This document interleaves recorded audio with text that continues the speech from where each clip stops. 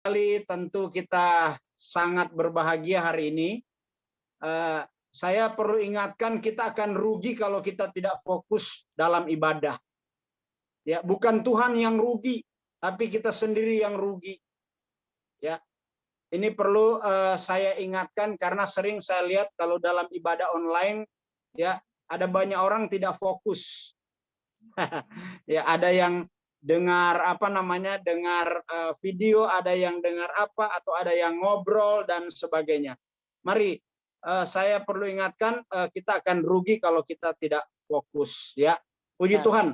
Hari ini saya sudah memberikan tema yang akan dibahas hari ini, yaitu 7 makna kenaikan Yesus Kristus, ya, ke surga.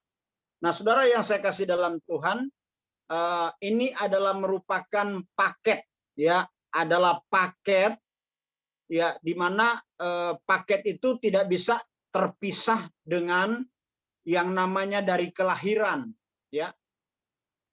Tadi di program kita diberkati saya sudah sampaikan perkara-perkara dahsyat dalam kenaikan Yesus ke surga.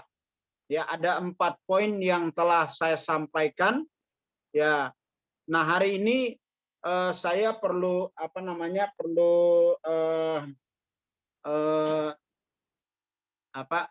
ingatkan kita bahwa paket ini nggak bisa dipisahkan dari mulai kelahiran sampai nanti kedatangan itu yang sedang kita nantikan.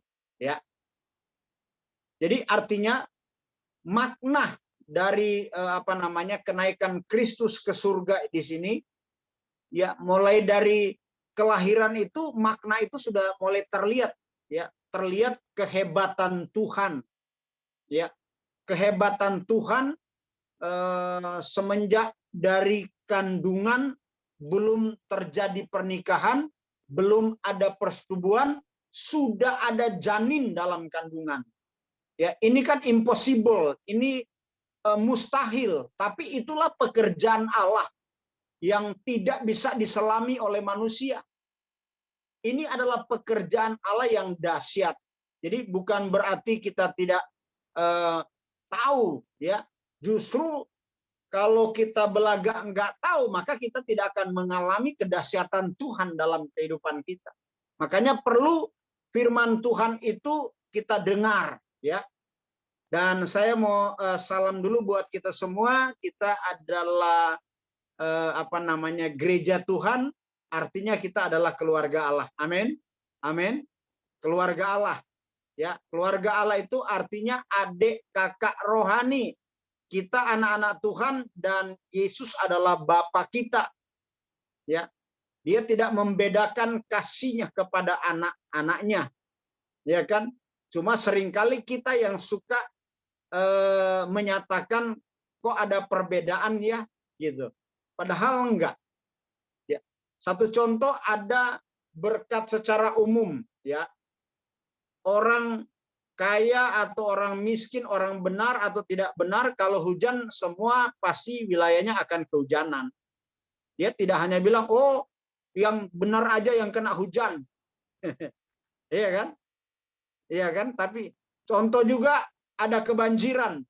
Ya, banjir itu tidak melihat lu benar atau lu salah, ya, atau lu kaya atau miskin. Ya, namanya banjir satu wilayah itu pasti kena kalau saudara ada di dataran yang rendah. Ya kan?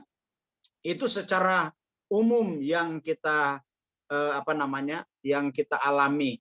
Tapi hari ini saudara, saya mau lebih khusus lagi, ada 7 makna, ya.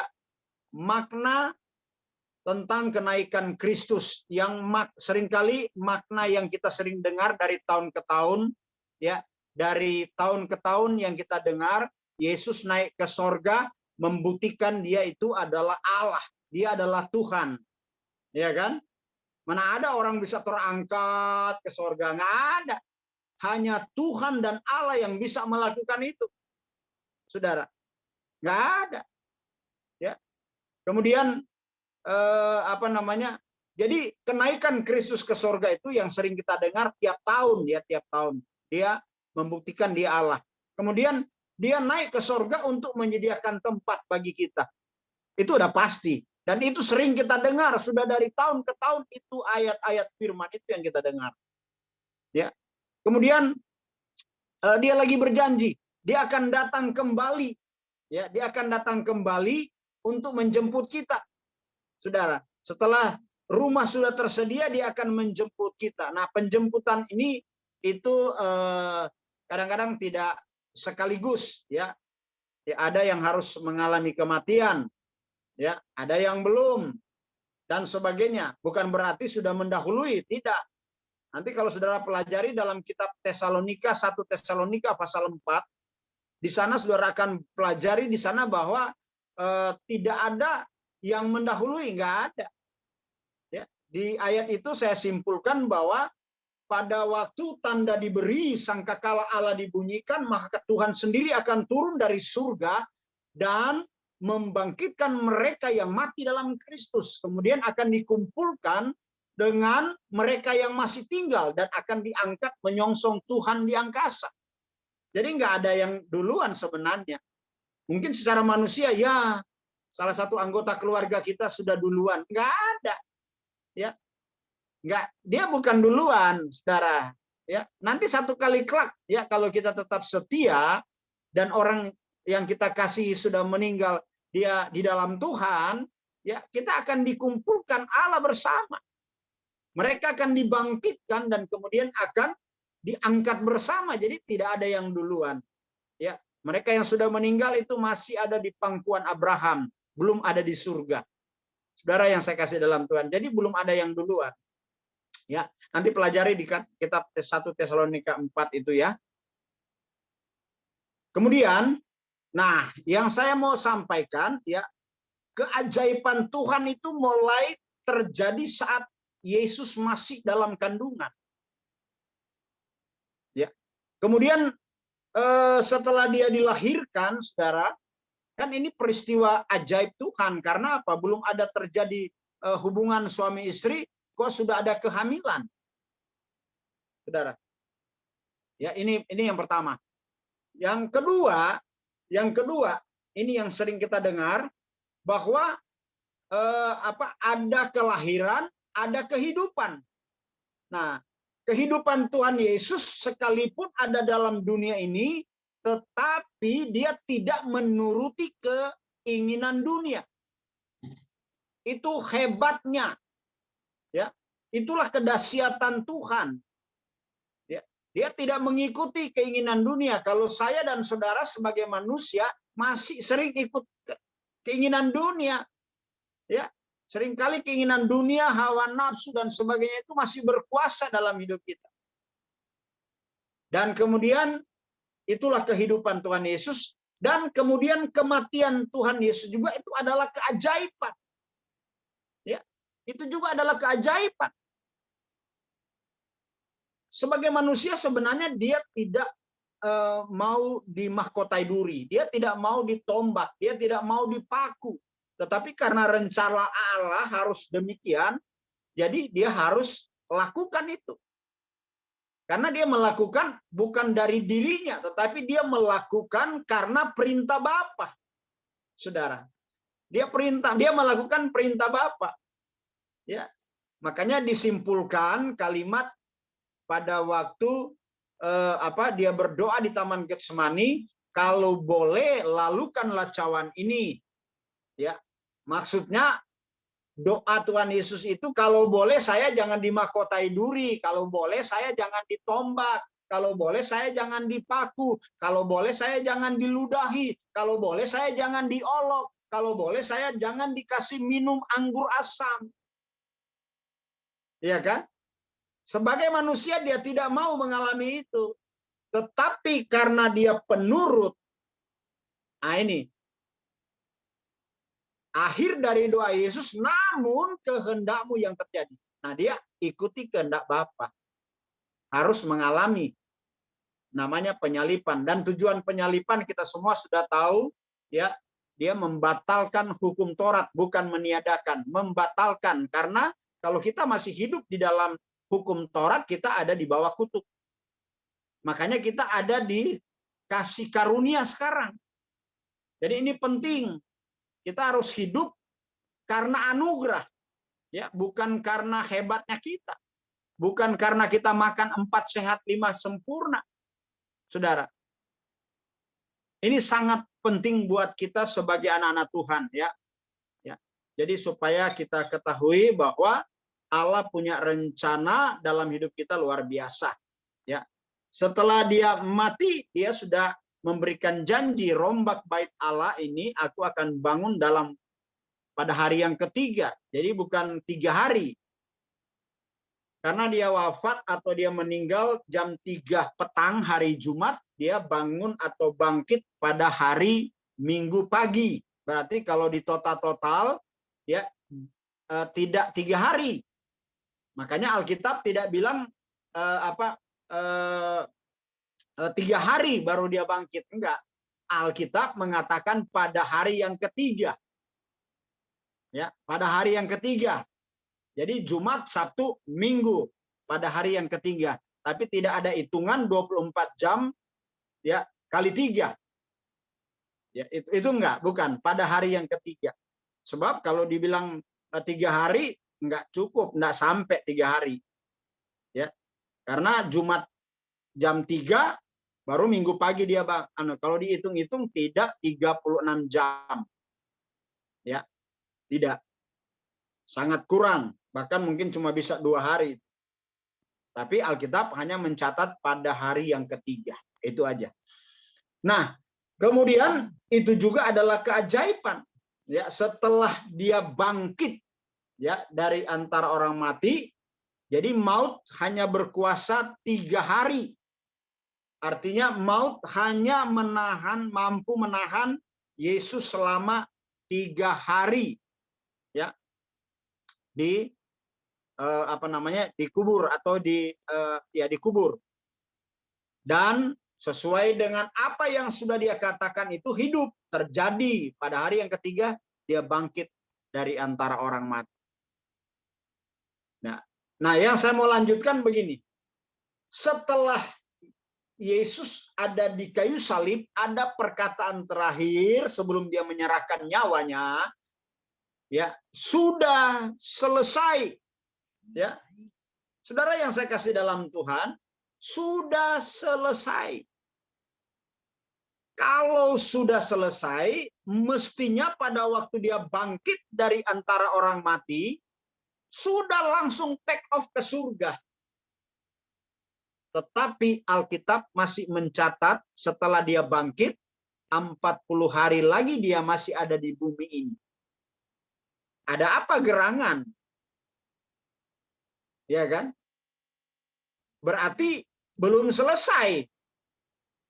Dan ternyata ya murid-murid yang belum selesai. Setelah saya pelajari selama 40 hari Yesus ada di muka bumi ini, dia menampakkan berkali-kali kepada murid-muridnya. Ya. Satu contoh penampakan Tuhan Yesus kepada 2 murid yang sedang menuju kampung yang bernama Emmaus. Ya. Dengan peristiwa kematian Kristus, mereka sangat berduka. Mereka sangat terpukul. Oleh karena apa yang mereka harapkan itu tidak terwujud. Mereka mengharapkan dialah yang akan membebaskan orang Israel. Ya. Tetapi fakta di lapangan, ya, fakta kejadian sudah terjadi bahwa tokoh-tokoh agama, orang-orang Saduki, Farisi sudah menyerahkannya untuk disalibkan. Saudara. Makanya mereka terpukul. Ya. Mereka sangat terpukul. Atau bahasa yang saya simpulkan, sangat mendalam duka cita yang dialami murid-murid. Saudara. Tapi Yesus tidak kurang cara untuk kembali memulihkan keadaan mereka. Ya. Jadi sudah selesai bagi kita yang belum jadi murid. Kalau murid belum selesai, saudara, makanya 40 hari Yesus harus menjelaskan tentang kerajaan Allah lagi kepada mereka. Ya, dengan ada perjamuan di di kampung yang bernama Emmaus, tiba-tiba mata murid-murid itu terbuka. Dan setelah mereka melihat ternyata Yesus yang ada bersama dengan mereka. Dan setelah mereka melihat Yesus, Yesus langsung menghilang. Dengan sekejap tidak ada lagi bersama dengan mereka. Saudara yang saya kasih dalam Tuhan. Jadi makna di sini, poin di sini, duka cita, ya, kekhawatiran, ketakutan, kecemasan yang sangat mendalam itu membutakan mata rohani kita. Saudara, sehingga kita tidak melihat penampakan Yesus tiap-tiap hari dalam hidup kita. Apakah itu dalam keluarga kita, apakah itu dalam pekerjaan kita, apakah itu dalam pelayanan kita, atau sementara kita membaca firman, atau kita sedang duduk, kita sedang berjalan, atau sedang berlari. Jadi Yesus itu menampakkan diri tiap-tiap hari dalam hidup kita. Saudara. Nah, jadi artinya setelah Yesus bangkit dari kematian, dia menampakkan dirinya, ya. Kalau saudara baca dalam Kisah Rasul pasal 1 ayat 3, ya, kepada wanita dekat makam. Matius 28 ayat 9 sampai 10 kepada murid-muridnya. Lukas 24 ayatnya yang ke-36 sampai 43 dan kepada lebih dari 500 orang lainnya. 1 Korintus 15 ayat 6, ya, selama 40 hari Yesus mengajarkan murid-muridnya tentang kerajaan Allah. Jadi ternyata peristiwa kematian itu murid-murid ini jadi lupa apa yang Tuhan Yesus sudah lakukan di mata mereka. Sudah lupa. Ya. Padahal mereka bersama-sama dengan Yesus tiap-tiap hari. Di bait Allah, Yesus menyembuhkan yang buta, ya, yang bisu, yang tuli, yang lumpuh, bahkan yang mati dibangkitkan. Di sana disaksikan oleh murid-muridnya. Yang saya nggak ngerti, saudara, mereka yang ada secara fisik bersama-sama dengan Yesus bisa lupa apa yang Yesus sudah ajarkan, saudara. Ya, bisa lupa. Jadi kita jangan ada yang merasa hebat di sini. Bisa aja terjadi itu dalam kehidupan kita. Dan mungkin itu menjadi pengalaman hidup kita. Seringkali, ya, bukan lagi Roh Kudus yang berkuasa dalam hidup kita, tetapi daging kita yang berkuasa. Saudara. Nah, ini penting, kenapa saya mulai dari situ? Ya, setelah itu baru Yesus membawa murid-muridnya setelah penyelesaian selesai 40 hari, maka hari inilah kita peringati. Yesus membawa murid-murid itu ke Bukit Zaitun dan kemudian saat sedang memberkati mereka, dia terangkat perlahan-lahan naik ke sorga. Saudara. Ya. Nah, sekarang saya mau sampaikan maknanya. Maknanya apa, saudara? Ya. Maknanya adalah yang pertama, ada 7 makna. Yang pertama, ya, di sini saya catat, menyatakan pelayanannya di dunia telah selesai. Jadi pada waktu dia terangkat ke sorga, Yesus menyatakan bahwa pelayanannya sudah selesai. Terakhir dia menyelesaikan masalah murid-muridnya. Saudara, ya. Allah Bapa telah mengirimkan anaknya ke dunia dan sekarang anaknya kembali kepada Bapa. Waktunya sebagai manusia di dunia telah selesai. Itu makna yang pertama. Saudara. Makna yang kedua, ya.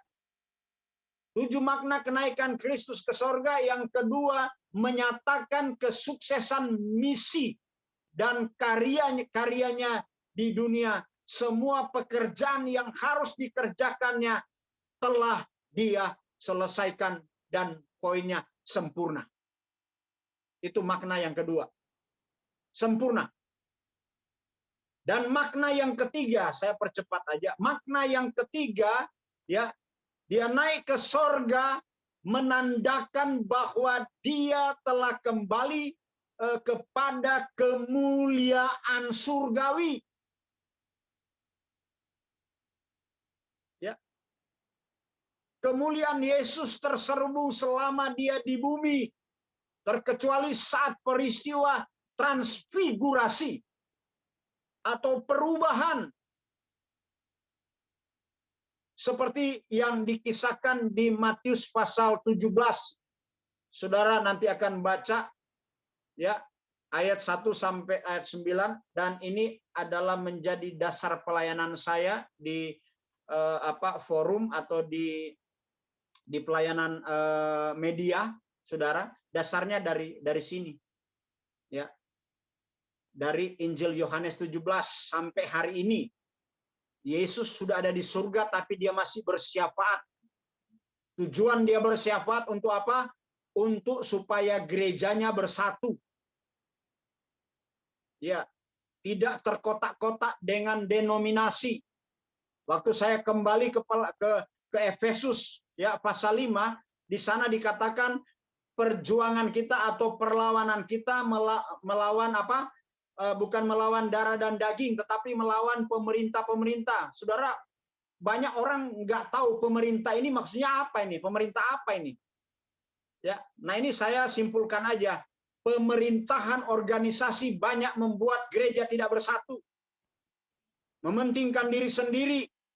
Oh, saya gereja paling benar. Saudara. Iya. Makanya saya coba mengikuti apa yang menjadi pimpinan Roh Kudus untuk menerobos ini dalam pelayanan kita diberkati supaya gereja visi misinya untuk bersatu, dan terbukti yang tergabung dalam program yang saya pimpin sampai Advent, Katolik semua ada, bahkan dari Muslim pun ada bergabung. Ya, harus dibuktikan. Karena ada perintah Injil Yohanes 14 ayat yang ke-12. Kalau saudara pelajari di sana bahwa barang siapa percaya kepadaku, kepada Tuhan, ya, ia akan melakukan pekerjaan-pekerjaan yang pernah aku lakukan, bahkan lebih besar daripada itu. Itu satu perintah. Dan Yesus buktikan nggak itu? Dia buktikan dalam pelayanan yang sungguh-sungguh ya. Yesus buktikan. Kalau nggak fokus, minta maaf. Kita rugi. Bukan Tuhan yang rugi. Ya. Kalau nggak fokus, jangan kita merasa kita paling hebat. Oh, saya sudah doktor. Oh, saya sudah profesor. Saudara. Ya. Jangan lagi begini. Ini adalah orang-orang sombong. Orang-orang yang merasa diri paling benar. Nah, inilah saya mau bilang. Pemerintahan yang dikuasai oleh si jahat yang tidak mau bersatu.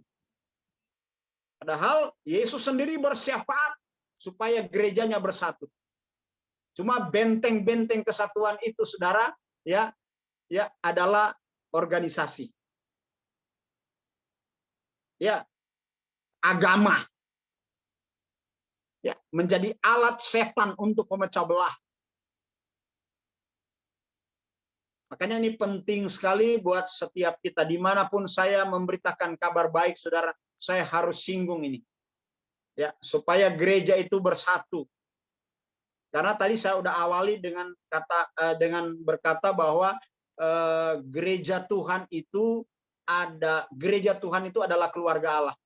Ya, keluarga Allah itu adalah adik kakak rohani. Amin. Dan gereja itu bapaknya adalah, gerejanya itu kan kita. Bapak kita adalah Tuhan Yesus Kristus. Saudara. Ya.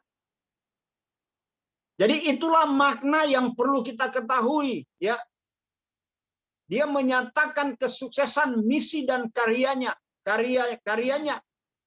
di dunia. Semua pekerjaan yang harus dikerjakannya itu dia sudah selesaikan dengan sempurna.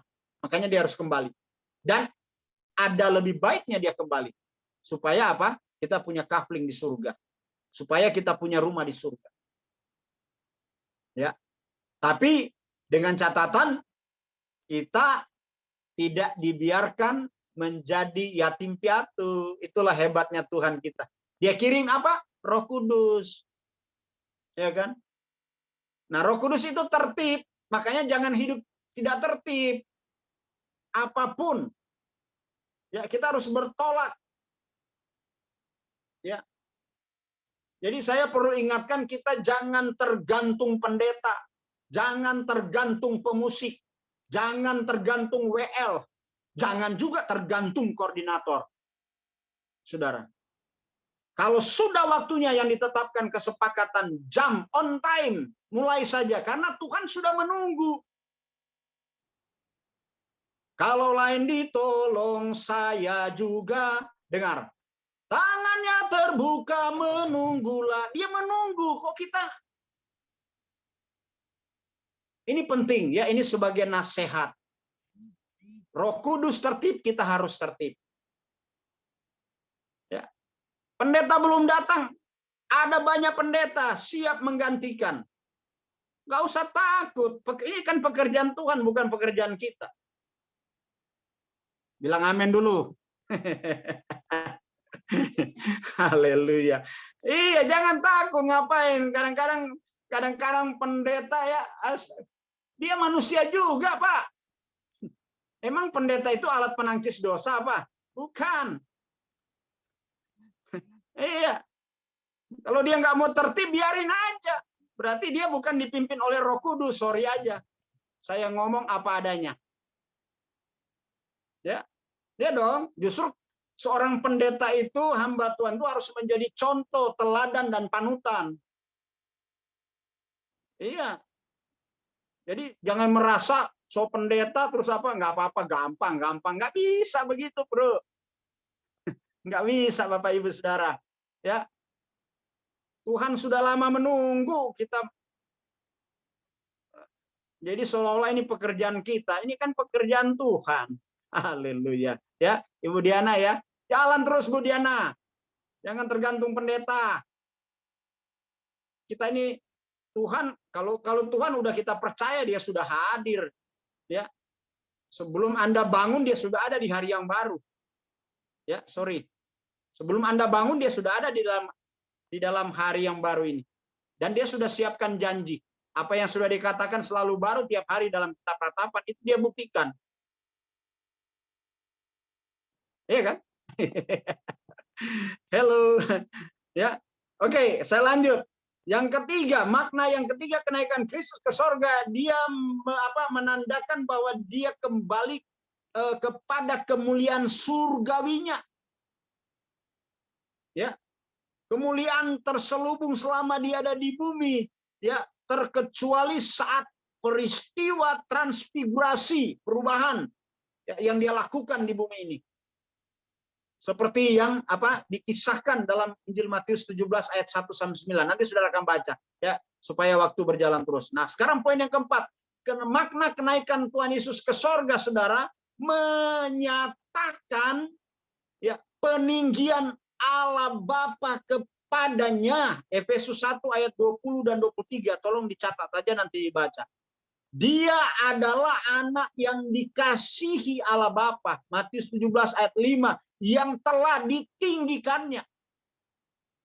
Yang telah ditinggikannya dan dikaruniakannya nama di atas segala nama. Ya, nanti Saudara baca juga di Filipi 2 ayat 9 itu. Saudara yang saya kasih dalam Tuhan. Jadi menyatakan bahwa peninggian Allah Bapa kepadanya. Kenapa? Karena dia selama di muka bumi dia melakukan kehendak Allah. Berarti kalau kita juga melakukan kehendak Allah sebagai anak-anak Tuhan, anak-anak Allah. Amin. Kita mendapatkan kemuliaan. Bilang amin. Saudara, saya perlu jelaskan ya. Kemuliaan Allah itu hilang pada manusia saat di Taman Eden. Ya. Kenapa hilang kemuliaan Allah? Ya. Ya, ini saya saya maju sedikit ya. Kenapa hilang? Karena dosa. Kita sudah tahu bersama bahwa semua yang diciptakan Allah paling mulia adalah manusia. Manusia. Setuju kan? Iya. Setuju kan? Setuju. Ciptaan kita manusia itu paling mulia. Tetapi setelah manusia tidak melakukan kehendak Allah di Taman Eden, kemuliaan Allah itu dicuri.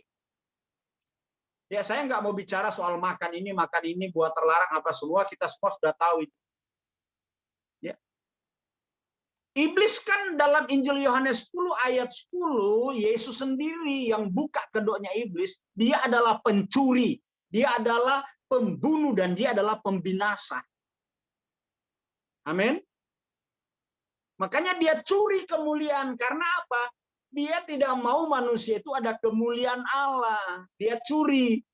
Lewat dia goda si Hawa. Ya kan? Untuk makan buah terlarang itu. Dan sesudah kemuliaan Allah hilang, maka saudara bisa bayangkan ya, sampai pada Yesus datang ke dunia ini dan prosesinya, baru kemuliaan Allah dikembalikan di mana? Di taman juga. Namanya Taman Getsemani. Kemuliaan Allah, saya simpulkan, hilang di Taman Eden, dikembalikan di Taman Getsemani. Kenapa di Taman Getsemani? Karena di Taman Getsemani prosesi Yesus ditangkap menuju ke Golgota itu dari Taman Getsemani. Itu. Dan dari Taman Getsemani sampai dia diadili sampai ke Golgota, itu adalah bukti bahwa Bapa menyerahkan anaknya untuk mengembalikan kemuliaannya kepada kita kembali. Jadi kita ini ada kemuliaan Allah karena kita sudah menerima Tuhan Yesus sebagai Tuhan dan Juru Selamat. Amin. Iya. Nah, jadi kalau kita punya kemuliaan Allah itu jangan sombong. Ya, ada pendeta nggak mau bersatu, dia nggak mau, ada. Bahkan dia bilang, oh jangan begini, jangan kirim ini, jangan. Lah, itu orang ya, orang yang tidak mau bersatu. Ya, saya punya link ada 137 grup. Ya, mereka kirim link undang-undang. Saya bilang silakan. Karena di grup saya ini gereja Tuhan bukan milik saya, milik Tuhan. Silakan. Tapi ada yang suka larang. Nggak boleh, nggak ada etika lah pendeta, nggak ada begini. Orang seperti ini adalah orang yang tidak mau gereja bersatu. Saudara. Iya, saya perlu ingatkan. Sebagai hamba Tuhan, saya harus ingatkan. Ya kan? Kalau saya welcome. Mau ajak juga orang-orang di saya itu untuk beribadah di sana, silakan.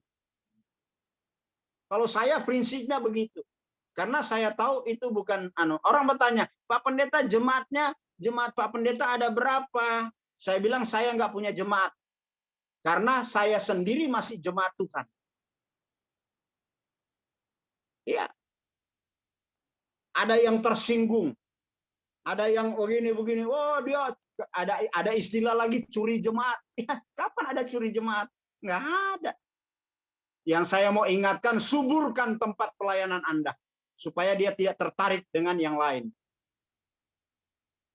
Ya mungkin ladang ini sudah kering, rumput sudah kering. Ya kan? Iya dong. Nggak usah juga ditarik, nggak usah juga diundang. Kalau sudah kering, dia akan cari tempat yang subur. Ya kan? Coba kita memiliki hati seperti ini, saudara. Gereja itu pasti akan bersatu. Haleluya. Ya. Ini penting buat kita sekalian. Ya, di Tuhan. Jadi, suburkan pelayanan kita. Jangan ada motivasi-motivasi lain. Saudara.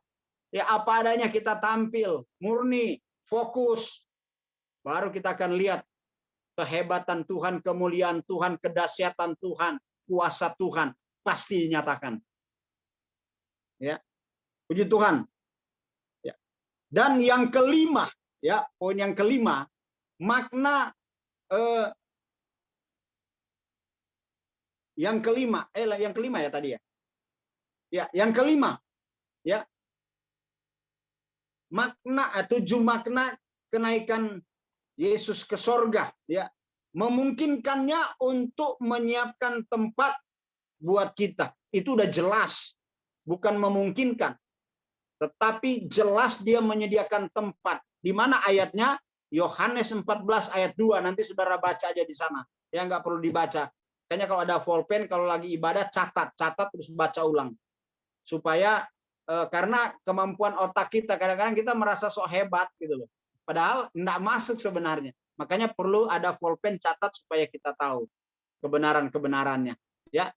Dan yang keenam, Saudara, ya, makna, ya, poin yang keenam, makna kenaikan Yesus ke sorga menyatakan permulaan pekerjaannya yang baru. Haleluya. Ya, sebagai imam agung. Ya, Ibrani 4 ayat 14 sampai 16. Nanti saudara juga catat itu, terus nanti baca, ya. Dan perantara bagi perjanjian yang baru. Kalau dulu, ya, di perjanjian lama ada seorang imam setahun sekali dia menghadap Tuhan, ya, untuk korban bakaran penghapusan dosa Israel. Kalau sekarang sudah Yesus sendiri, ya, yang menjadi domba.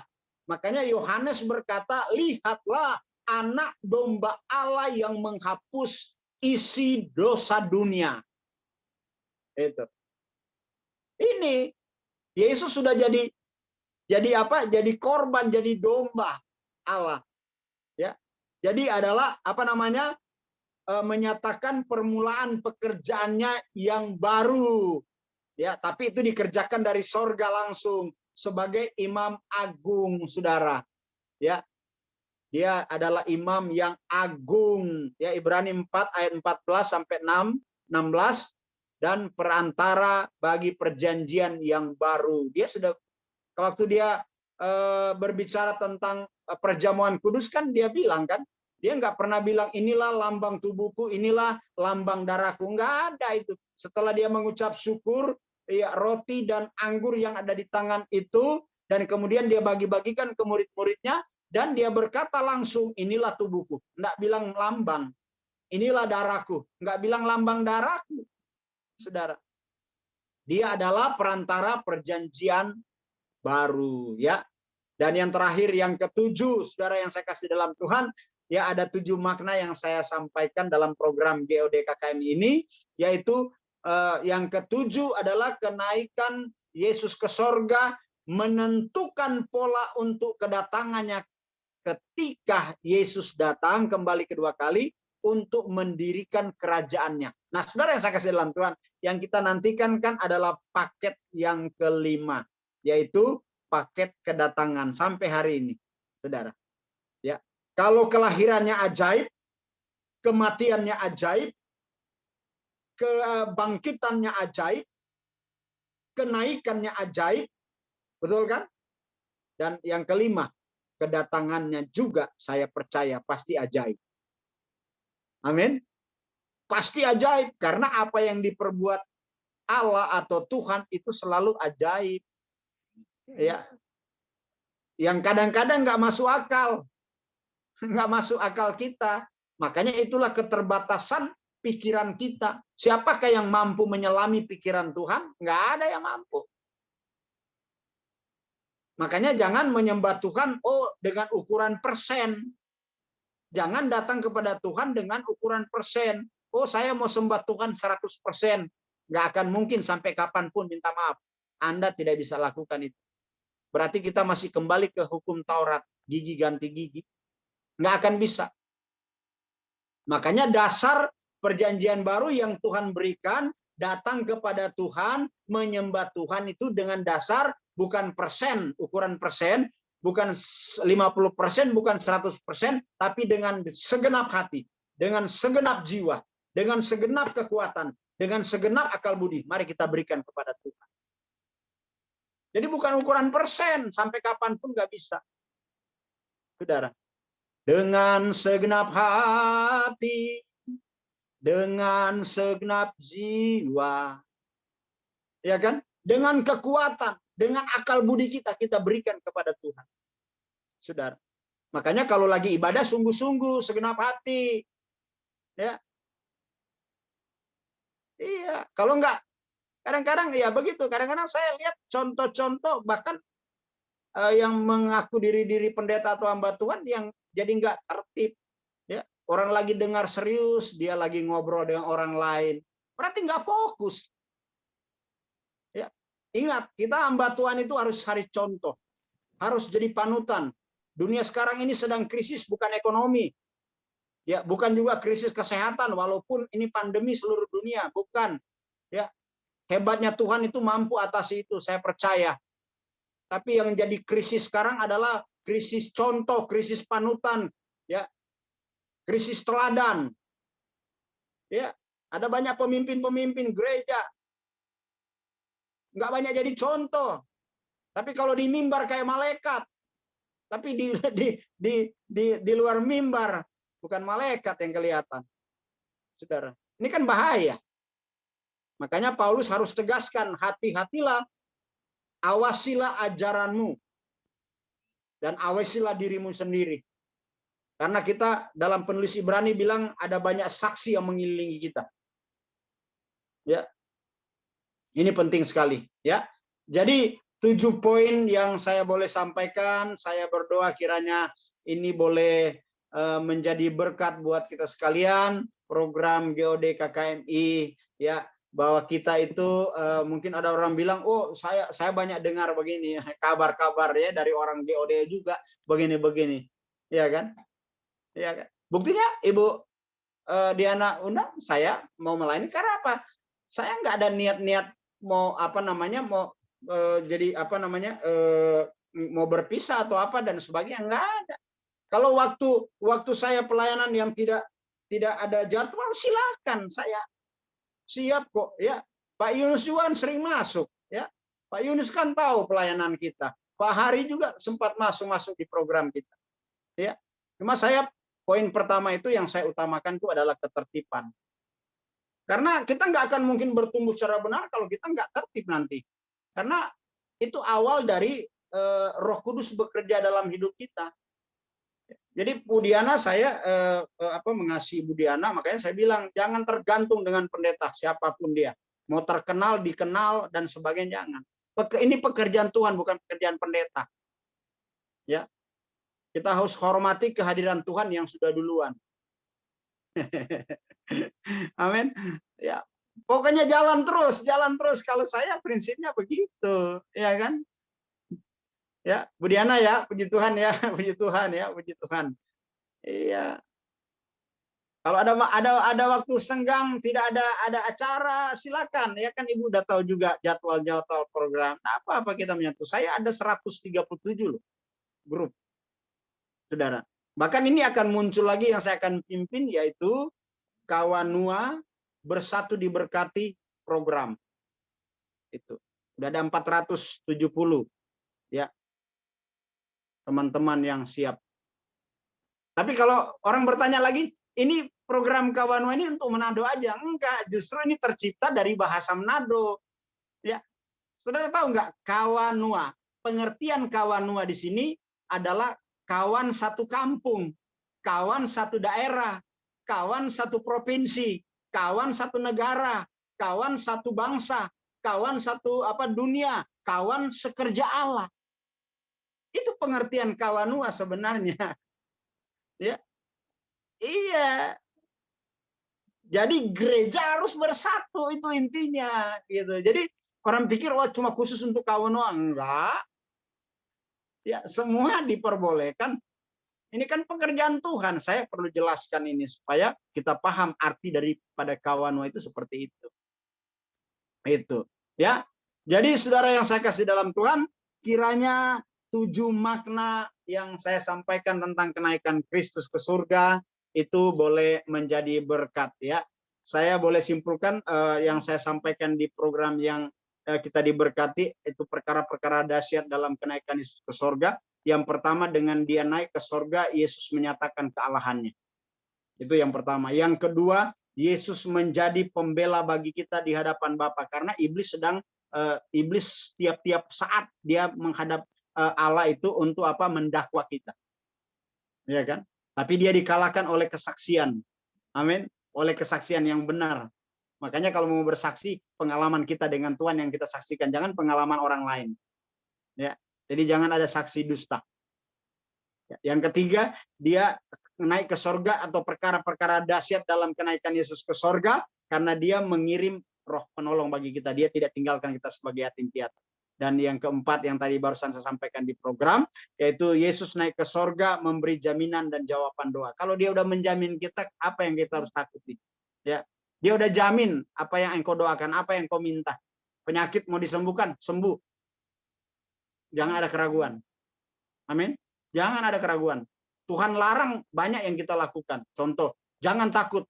Maaf ya, kalau kita mau jujur, kita banyak takut. Jangan khawatir. Kalau mau jujur juga, banyak kita khawatir. Sorry. Jangan cemas, tapi kita justru banyak kecemasan. Makanya saya kadang-kadang suka aneh. Tuhan larang kita lakukan. Yang Tuhan inginkan kita nggak lakukan. Benar. Benar kan? Benar. Tidak. Coba deh kita berjalan secara benar, bertumbuh secara benar dalam Tuhan. Saya percaya kuasa dan kasih-Nya akan selalu menyertai kita. Tuhan memberkati kita. Ya, Tuhan memberkati kita. Puji Tuhan. Minta tolong saya mohon nanti Pak siapa yang dari Australia, siapa namanya? Lupa lagi. Pak Hari tolong mengucap syukur lewat doa atas firman Tuhan yang disampaikan.